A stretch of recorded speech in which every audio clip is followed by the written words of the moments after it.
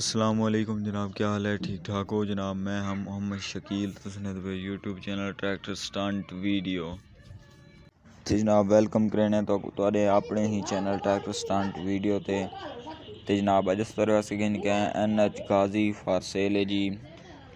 ते जनाब वीडियो शुरू करने तो पहले चैनल कर गिनो सब्सक्राइब ते वाला शुरू करने वीडियो ते जनाब ट्रैक्टर की तो सारी इन्फॉर्मेशन देसूँ, इदा पूरा रिव्यू तो देसूँ ताकि तुसा बआसानी को खरीद सको।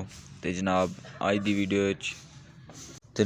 वीडियो इन्हीं तो डिमांड ते इन्हां दा फ़ोन नंबर जिहड़ा है तो वीडियो दे एंड ते जिस टाइम वीडियो ख़त्म थी होने वाली उस टाइम तो मिल वैसी।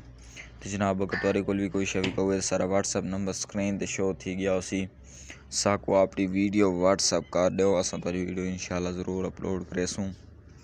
तो जनाब आओ देने ई ट्रैक्टर ते तवज्जो। ये जनाब मॉडल 2008 है पिया, फुल जेन्युइन कंडीशन खड़ा है, कोई यानी कि खुला। तो जनाब ये ट्रैक्टर बिल्कुल खुला है, को नहीं चाबी पाना एक ज़्यादा कौन लगा हुआ, सिर्फ जोड़ा है वो ट्विनिंग वगैरह फिल्टर वगैरह वो तो थी तरह ट्रैक्टर का मोबाइल वगैरह। तो जनाब ई ट्रैक्टर की तो सारी इन्फॉर्मेशन दे दी गई है कि फुल जेन्युइन खड़ा है, मॉडल 2008 है पिया।